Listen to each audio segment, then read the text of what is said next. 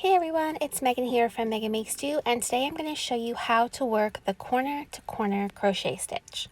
The corner to corner method is a way of crocheting that produces little squares, and these little squares are worked on a diagonal in rows, starting at the bottom right corner and working back and forth all the way across, increasing by 1 as you go. So we're going to be increasing or decreasing around the edges. Usually corner to corner also includes a graph such as this. I know this one's kind of hard to see the little lines for the white sections. So I also have my original copy here so you can see better that each little square on the graph coordinates with the square in our corner to corner blanket. So when you start crocheting, you'll be starting in this bottom right corner and you'll be working in diagonal rows from right to left and then left to right. And it can be helpful to keep track on your graph by just simply drawing a line through the row you just made. And then I like to put like a little arrow at the end so I know which direction I was going, especially when we get up here to where we have color work. Most graphs for corner to corner will also include written instructions, and the way those are written is it'll tell you how many squares of white, how many squares of gray, and then again how many squares of white. But you can also keep track just by using the graph. Okay, so let's take a look at the graph so we know how to read it and how our corner to corner works. You're going to start in the bottom right and work up to the top left. And along this bottom edge, we're going to be increasing, and along the right-hand side, we're always going to be increasing. Once we hit this first bottom left corner, we're going to be starting our decreases, and we're going to decrease all the way along this left-hand side. And then again, up at the top, we'll also be working decreases across there.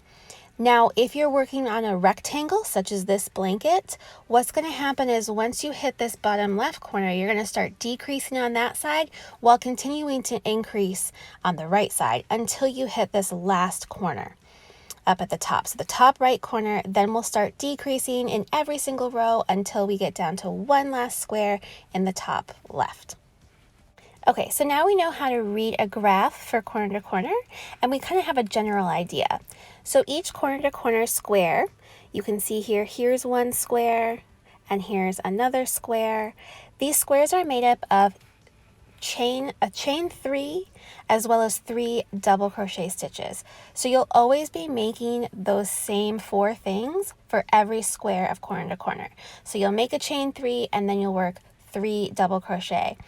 And you're going to be doing this on a diagonal, kind of almost like you're making steps. So for this tutorial, I am using an H hook, which is a 5mm, as well as Pound of Love yarn in Oxford Gray from Lion Brand. Okay, so to start our corner to corner, we're going to make a slip knot on our hook, and then we're going to start by making 6 chains. So the first square that you're making is also going to be how you increase in corner to corner. So let's go ahead and get 6 chains made, and then we're going to work our first square. So these first 3 chains are the first 3 chains of our first square. So we're going to skip those, and working into the 4th chain from the hook, we're going to go ahead and work our first double crochet. And then we're going to work a double crochet in each of the next 2 chains.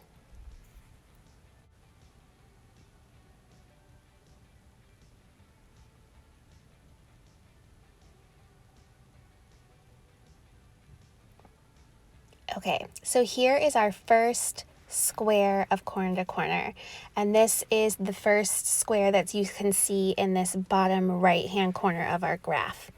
Okay, so each square that we make is going to coordinate with a square on the graph. Okay, so now we're on to row 2, and we have to work an increase, and we're always going to work an increase at the beginning of a row. So we're going to chain 6 just like how we started. And then again, we're going to skip these first 3 chains, and working into the 4th chain from the hook, we're going to go ahead and work a double crochet. And then we're going to work a double crochet into each of the next 2 chains.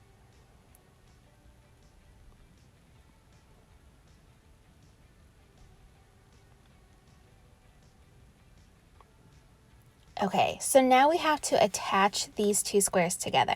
So I'm going to flip up my first square, and then I'm going to go into that chain 3 space. So the space in between my chain 3 and my first double crochet, I'm going to insert my hook and I'm going to work a slip stitch.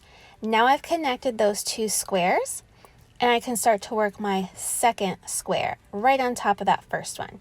So for this one, we're not increasing, so we're just going to work one set of chain 3s, and then working right back into that chain 3 space, I'm going to work my 3 double crochet. So remember, each square consists of a chain 3 and 3 double crochet. And if we're not increasing, we're going to be working those right into the chain 3 space of one of our squares. So here we have row 1 is 1 square, and row 2 has 2 squares. So we're always going to be increasing by 1 square as we go. And again, we're always going to be working an increase at the beginning of a row. So now on to row 3, I'm going to start again with my chain 6 because I'm working an increase. I'm going to skip the first 3 chains and then work a double crochet into the 4th chain from the hook and into the next 2 chains.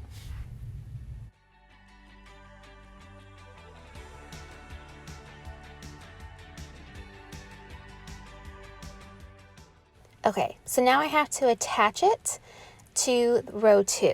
So again, I'm going to flip up my work and then insert my hook into the chain 3 space and slip stitch into it. Now I can work my second square right on top of the one I just slip stitched into, and then we'll work a 3rd square. So again, working a regular square of corner to corner, we're going to chain 3, and then working right back into that chain 3 space, I'm going to work 3 double crochet stitches.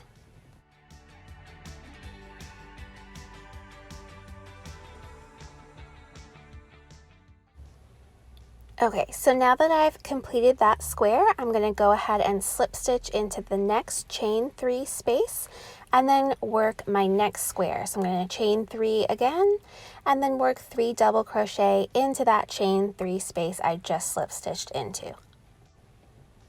Okay, so that completes row 3, and you'll see that we have 3 squares in row 3. So as you're doing these initial increases until you get to that first corner, the number of squares in your row should coordinate with the row number that you're on. So now we're going to start row 4, and again I'm going to work an increase. So we're going to chain 6, and then again we're going to skip those first 3 chains and work a double crochet into the 4th chain from the hook and then into the next 2 chains.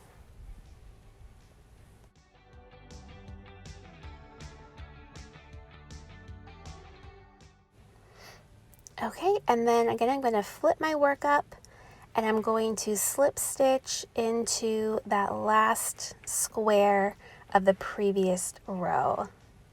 And then I can work my next sets of squares to complete row 4.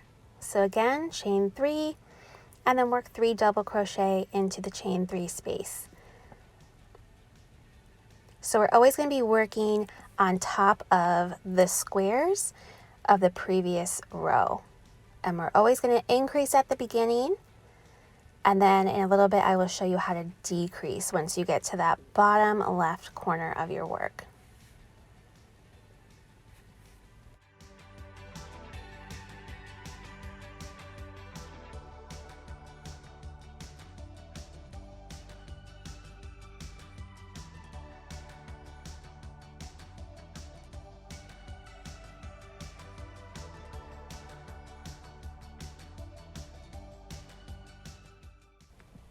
Okay, so here's my last stitch of row 4, and you'll see that I have 4 squares. And let me grab the graph and show you. So this is how we would continue to work, increasing at the beginning of every single row, and just going back and forth in rows, increasing at the beginning until we get to this bottom left corner. So once we get to that bottom left corner, we're going to start decreasing on that side. So let me show you how to work a decrease. So let's say we want to decrease after this 4th row. I'm going to turn my work, and normally we would chain 6 and start a new square. Instead, we're going to slip stitch into each stitch across this square. So I'm going to slip stitch into those 3 double crochets.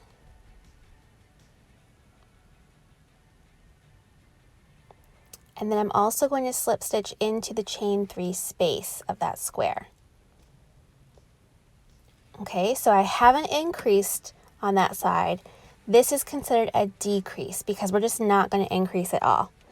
So now I can turn, and I'm going to work regular squares of corner to corner all the way across. So I'm going to chain 3, and then working right on top of this first square and working into that chain 3 space, I'm going to work 3 double crochet.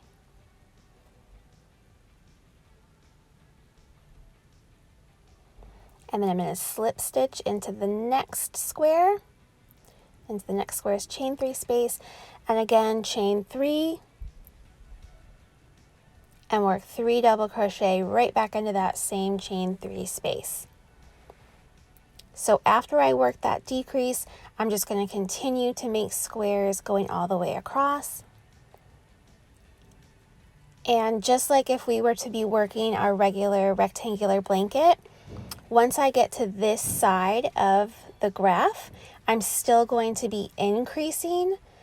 So I'm actually going to continue working all the way up on top of this last square.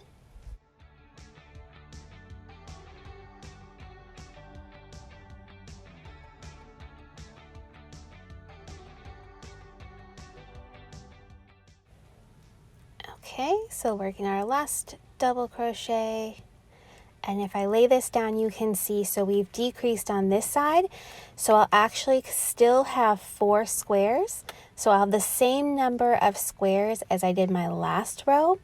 So typically when you're making like a rectangular blanket, you would be increasing on this side continually while decreasing on the other side. So for a set number of rows, you'll actually have the same number of squares for all of those rows until you start decreasing. So I'm going to show you the decrease again. So we're going to go ahead and make a decrease here. So this is as if we would have reached our top right corner. And then we just continue to decrease from here on out. So I'm going to slip stitch across those 3 double crochet and then slip stitch into the chain 3 space of that square. And then again, chain 3 and work 3 double crochet into that chain 3 space to make the first square of our next row. And then I'm just going to continue to work my squares, again slip stitching to each of the next squares as I go. And we're going to do this all the way across. But now that we're decreasing on both sides, I'm going to stop 1 short of where I normally would. So it's going to look like I'm decreasing at the end, but really we're not. If you count the number of squares, it'll still be the same. So typically, after this square, you'd work again on top of that last square in the row. But instead, we want this side to be decreasing and going flat. So we're going to stop there, turn our work, and again, slip stitch across those 3 double crochet, and then slip stitch into the chain 3 space.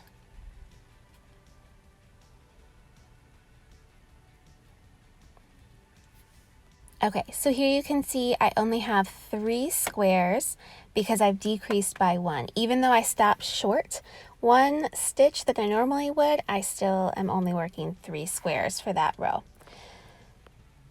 So again, we're going to just work regular corner to corner squares, and we're going to decrease at the beginning of our next row. So that's the end of that row, and then we're going to turn our work, decrease across, which is just slip stitching across so that we don't have any increases. And now we can work our last square of our corner to corner. So this is how you will end your corner to corner piece. Once you get to this last square, which is typically the top left corner on your graph, we will slip stitch into the chain 3. And then you can either stop there and fasten off and leave it as is, or what I like to do is I make my last turn and then I slip stitch across so that my ends all look the same. They all have those little slip stitches into them. And then you can cut the yarn and fasten off, and now you'll have your rectangular piece of corner to corner. So again, we worked in those diagonals, going across, making little squares in each row, increasing on the bottom and right sides and decreasing on the left and top sides. I hope you enjoy this tutorial, and if you like this, go ahead and press the like button and make sure to subscribe so you don't miss anything from Megan Makes Do. If you're ready to try corner to corner crochet yourself, you can find plenty of free patterns for corner to corner blankets over on the Megan Makes Do blog.